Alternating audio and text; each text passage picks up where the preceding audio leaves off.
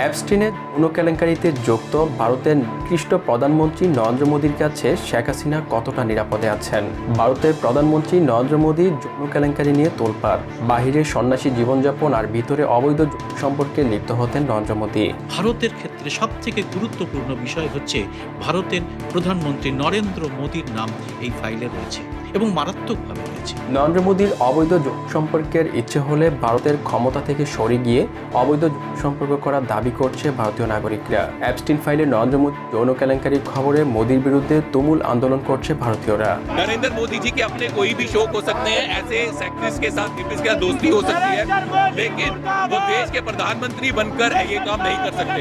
মোদীকে নিয়ে চরম লজ্জিত ভারতের নাগরিকরা, কারণ অ্যাপস্টিন ফাইলে উঠে এসেছে ইসরায়েলে গিয়ে নেচে গিয়ে ট্রাম্পকে মনোরঞ্জন করেছেন নরেন্দ্র মোদী।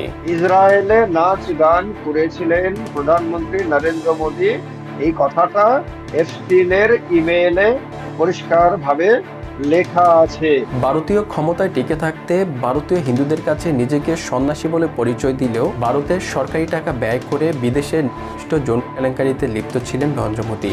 मोदी जी की अय्याशियों पे पैसा खर्च किया जा रहा है, जिसके सबूत एप्स्टाइन फाइल्स के अंदर आ चुके हैं। অ্যাপস্টিন ফাইলে নরেন্দ্র মোদীর নাম থাকায় এবার মোদীর বিরুদ্ধে উত্তাল হয়ে উঠেছে ভারতীয় নাগরিকরা। ভারতের বিভিন্ন জায়গায় মোদীর বিরুদ্ধে প্রতিবাদ করছে। এটা ভারতীয় রাজনীতিতে কত বড় ভূমিকম্প তৈরি করতে পারে এবং সেটা শুরু হয়ে গেছে। বিশ্বের বিখ্যাত যৌন কেলেঙ্কারির অভিযুক্ত জেফ্রি অ্যাপস্টিন ফাইলে ভারতের প্রধানমন্ত্রী নরেন্দ্র মোদীর নাম উঠে আসায় নেটিজেনরা বাংলাদেশের সাবেক প্রধানমন্ত্রী শেখ হাসিনার নিরাপত্তা নিয়ে সামাজিক যোগাযোগ মাধ্যমে বিভিন্ন রসিকতা করছে।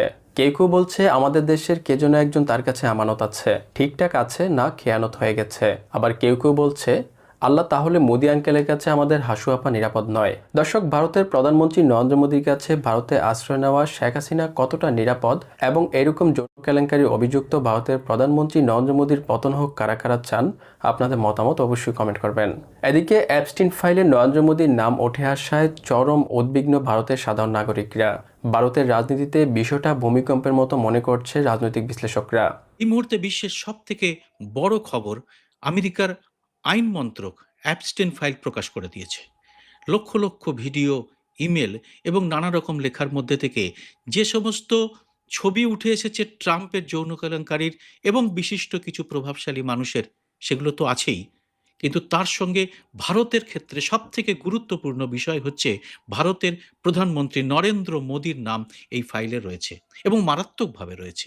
এটা ভারতীয় রাজনীতিতে কত বড় ভূমিকম্প তৈরি করতে পারে এবং সেটা শুরু হয়ে গেছে। ভারতের প্রধানমন্ত্রী নরেন্দ্র মোদী নিজেকে সন্ন্যাসী বলে পরিচয় দিলেও বিভিন্ন সময় নারীদের নিয়ে বিতর্কের শিকার হয়েছেন নরেন্দ্র মোদী। গুজরাটে মুখ্যমন্ত্রী থাকা অবস্থায় এক নারীর সাথে মোদীর ব্যক্তিগত কথোপকথনে ভারত জুড়ে তোলপাড় শুরু হয়। মুখ্যমন্ত্রী হিসেবে সরকারি কাজ ফাঁকি দিয়ে নারীদের সাথে বিভিন্ন আপত্তিকর SMS করতেন নরেন্দ্র মোদী। নরেন্দ্র মোদীর সবচেয়ে পছন্দের এবং কাছের ৩-৪ জন ভারতীয় আইনশৃঙ্খলার ঊর্ধ্বতন সরকারি কর্মকর্তার মধ্যে একজন ছিলেন প্রদীপ শর্মা, যাকে নরেন্দ্র মোদী অনেক পছন্দ করতেন। আর এই প্রদীপ শর্মার হাতেই নরেন্দ্র মোদীর নারী কেলেঙ্কারির প্রমাণ চলে আসে, যার পর থেকে প্রদীপ শর্মার সাথে দূরত্ব তৈরি করতে থাকে নরেন্দ্র মোদী। এখন সম্পর্ক কেন খারাপ হলো? আমার ধারণা সিএম মনে করছে তার সম্পর্কে আমার কাছে গোপন কোনো তথ্য আছে। একবার এক মহিলা আমার সাথে দেখা করতে ভাবনগর এসেছিল। নরেন্দ্র মোদী তাকে বলেছিল তুমি ভাবনগর চলে যাও আর প্রদীপ শর্মাকে গিয়ে বলো যেন তোমার জন্য একটা নতুন প্রজেক্টের কাজ করে দেয়। ওই নারী তখন আমাকে কিছু SMS দেখায়। ওই SMS গুলো পরে আমি ভাবতে লাগলাম একজন মুখ্যমন্ত্রী এমন ফালতু SMS করার সময় পায় কখন? ভাবনগরে গাটিয়া খেয়েছো কিনা, চা পান করেছো কিনা, সকালে কতটা ঠান্ডা, এরকম আজাইরা কথাবার্তা। এছাড়াও গুজরাটি ভাষায় কিছু শায়রি লেখা ছিল যা এখন মনে পড়ছে না।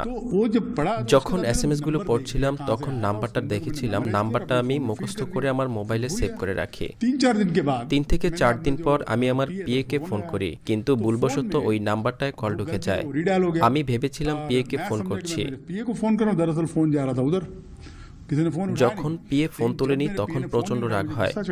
পরে নাম্বারটা চেক করে দেখি আসলে ফোন তখন ওই নাম্বারে চলে গিয়েছিল। আমার মনে হয় তখন বিষয়টা বুঝতে পেরেছে, তাই আমার সাথে মোদীর সম্পর্ক নষ্ট হয়ে গেছে। টানা 3 বার ক্ষমতায় আসার পর 2024 সাল থেকে ভারতে বিভিন্ন আন্দোলন এবং বিতর্কের মুখে এক প্রকার কোণঠাসা হয়ে পড়েছেন নরেন্দ্র মোদী। সম্প্রতি বিশ্বের সবচেয়ে বিতর্কিত অ্যাপস্টিন ফাইলে নরেন্দ্র মোদীর নাম আসায় মোদীকে নিয়ে উত্তাল ভারতের রাজপথ থেকে শুরু করে ভারতের পার্লামেন্ট পর্যন্ত। নরেন্দ্র মোদীর পদত্যাগের জন্য ভারত জুড়ে তুমুল আন্দোলন করছে ভারতীয় নাগরিকরা। इसलिए प्रोटेस्ट कर रहे हैं कि नरेंद्र मोदी जी जिस सेक्सिस्ट जो रेपिस्ट हैं उनके कहने पे सलाह लेकर इजराइल जाते हैं, नाचते हैं, गाते हैं, जिससे डोनाल्ड ट्रंप को फायदा हो। अगर मोदी जी प्रधानमंत्री रह के ऐसे करते हैं, इससे देश की छवि को धक्का लगता है, देश की छवि खराब होती है। हम अपील करते हैं मोदी जी के अगर कुछ भी शौक हो, ऐसे दोस्तों लोगों के साथ दोस्ती हो जो रेपिस्ट है, सेक्स ट्रैफिकिंग का काम करते हैं, वो करें। मोदी जी उनसे सलाह लें, लेकिन देश के प्रधानमंत्री बनकर नहीं, इस्तीफा देकर जो कर रहे हैं। नरेंद्र मोदी जी ये जो सीरियल रेपिस्ट है, जो लड़कियों का बच्चों का धंधा करता है, देह का धंधा करता है, उससे सलाह लेकर इजराइल गए, उसकी सलाह लेकर नाचे गाए ताकि डोनाल्ड ट्रंप को फायदा हो।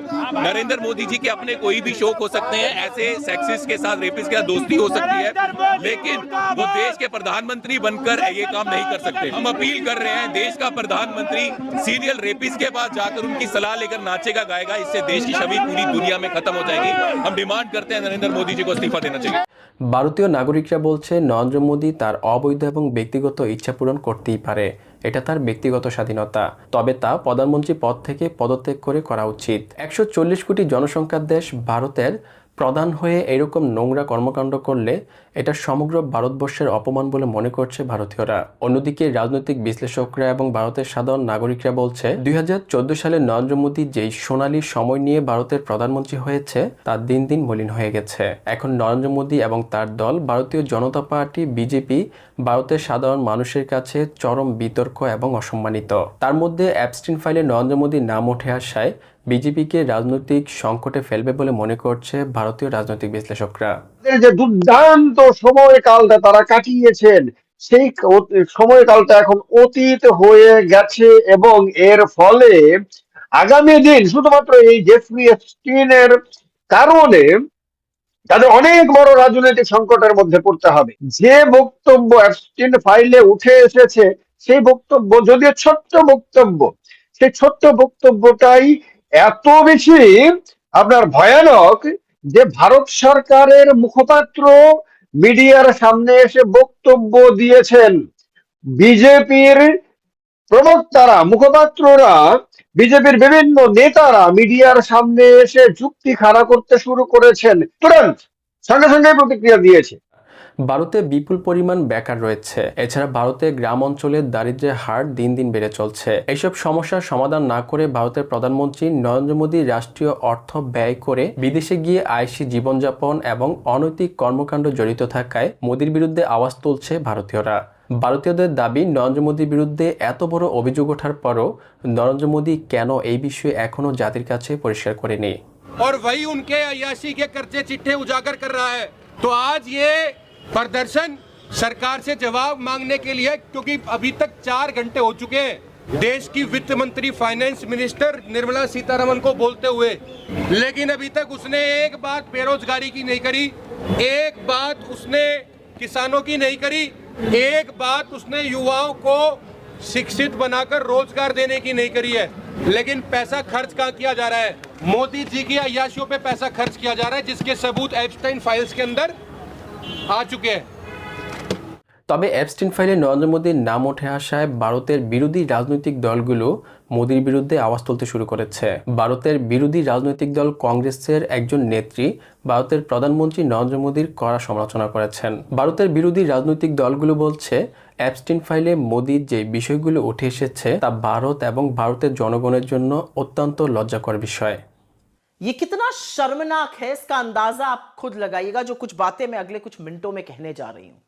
एप्स्टीन फाइल्स में अब भारत के प्रधानमंत्री नरेंद्र मोदी का नाम आ गया है। अमेरिका के सीरियल रेपिस्ट, बाल यौन शोषण के अपराधी, मानव तस्करी के अपराधी जेफरी एप्स्टीन ने 9 जुलाई 2017 को एक मेल में लिखा, The Indian Prime Minister Modi took advice and danced and sang in Israel for the benefit of the US President.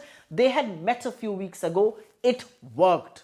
मतलब एप्स्टीन का साफ कहना है कि नरेंद्र मोदी ने मुझसे सलाह ली और अमेरिकी राष्ट्रपति के किसी फायदे के लिए इजराइल में जाकर नाचे और गाए और ये काम कर गया। ভারতের বিতর্কিত প্রধানমন্ত্রী নরেন্দ্র মোদীর কাছে বাংলাদেশের সাবেক প্রধানমন্ত্রী শেখ হাসিনা ভারতে আশ্রয় নিয়ে দীর্ঘ 18 মাস ধরে ভারতে অবস্থান করছেন। অ্যাপস্টিন ফাইলে নরেন্দ্র মোদীর নাম উঠে আসায় নেটিজেনরা সামাজিক যোগাযোগ মাধ্যমে শেখ হাসিনার নিরাপত্তা নিয়ে বিভিন্ন প্রশ্ন তুলছে। দর্শক, ভারতের প্রধানমন্ত্রী নরেন্দ্র মোদীর কাছে বাংলাদেশের সাবেক প্রধানমন্ত্রী শেখ হাসিনা কতটা নিরাপদ এবং এরকম যৌন কেলেঙ্কারি অভিযুক্ত ভারতের প্রধানমন্ত্রী নরেন্দ্র মোদীর পতন হোক কারা কারা চান, আপনাদের মতামত অবশ্যই কমেন্ট করবেন।